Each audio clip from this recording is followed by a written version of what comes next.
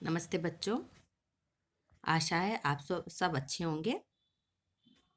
आज हम नूतन सरल हिंदी माला का पाठ सुभान खां पढ़ेंगे।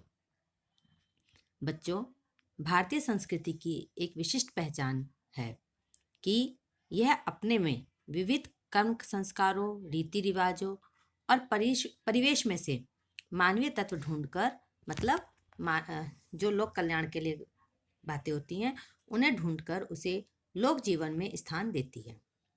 इस कहानी में भी रामवृक्ष बेनीपुरी ने अपनी सरल सहज भाषा में सुभान खां का अनुपम चरित्र चित्रण करके यह दिखा दिया है कि मानवता का स्थान सर्वोपरि है। मतलब हर धर्म से बढ़कर, हर कर्म से बढ़कर मानवता है। आज की पीढ़ी सुभान खां के चरित्र से बहुत कुछ सीख सकती है और मैं आशा करती हूँ कि आप भी इस पाठ से बहुत कुछ सीखेंगे। तो हम पाठ शुरू करते हैं। सुभान खां एक सच्चे मुसलमान और खुदा के नेक बंदे थे। उनके लिए हिंदू मुस्लिम एकता अपनी जिंदगी से भी ज़्यादा कीमती थी। उन्हें अपने धर्म के प्रति जितनी श्रद्धा थी उतना दूसरे धर्म के प्रति आदर भी था। एक और वे बच्चों के साथ बच्चे हो जाते थे तो सांप्रदायिक कट्टरपंथियों के सामने चट्टान की तरह खड़े हो जाते थे। सुभान खां की लंबी सफ़ेद चमकती हुई दाढ़ी थी। वह नियमित रूप से नमाज पढ़ते थे। उनकी हज पर जाने की इच्छा थी, लेकिन आर्थिक व्यवस्था के कारण वह हज नहीं कर पाए। आर्थिक व्यवस्था मतलब उनके पास पैसे की कमी थी। आप सबको पता ही है कि हज पर जाने के लिए, किसी भी तीर्थ यात्रा पर जाने के लिए पैसों की ज़रूरत पड़ती है ना। तो इसलिए वह हज के लिए कुछ धन अवश्य जोड़ते थे। वो जो कमाते थे उसमें से थोड़ा सा धन अपने हज पे जाने के लिए जोड़ लेते थे। सुभान खां मुस्लिम होने के बावजूद लेखक के घर में सदस्य की तरह रहते थे। लेखक कौन है इस पाठ का? जी हाँ, रामवृक्ष बेनीपुरी। और जहाँ तक हमको इनके नाम से पता लगता है कि हिंदू हैं और हम जिस चरित्र के बारे में बात कर रहे हैं वो मुस्लिम है ना। तो वही वो बता रहे हैं कि मुस्लिम होने के बावजूद भी लेखक के घर यानी कि हिंदू के घर में वह सदस्य की तरह रहते थे। उनके बीच धर्म को लेकर कभी कोई दीवार नहीं खड़ी होती थी, बल्कि लेखक का जन्म मन्नतें मांग कर होने से उनके घर वाले मुहर्रम में अपनी आस्था विशेष रूप से प्रकट करते थे।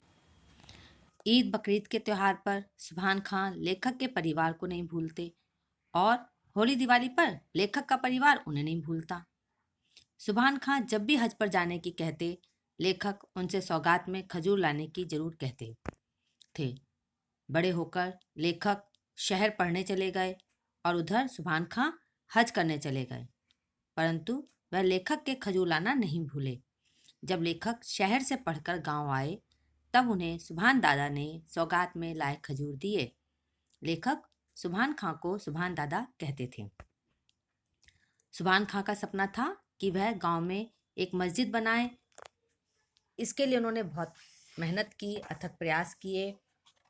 वह रात दिन बैठ के उस मस्जिद को बनवाते थे और उनके अथक परिश्रम के बाद उनका यह सपना साकार हो गया।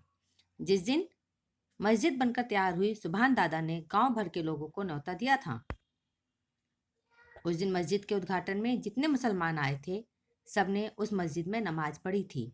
जब कोई हम मकान बनाते हैं, उसका मुहूर्त करते हैं और लोगों को बुलाते हैं, इसी तरीके से जब सुभान दादा ने उस मस्जिद को बनवा लिया था, उनकी मस्जिद बन गई थी, तब उसके उद्घाटन में उन्होंने पूरे गांव को बुलाया था और उस उद्घाटन में जितने मुसलमान आए थे सबने उस मस्जिद में नमाज पढ़ी थी।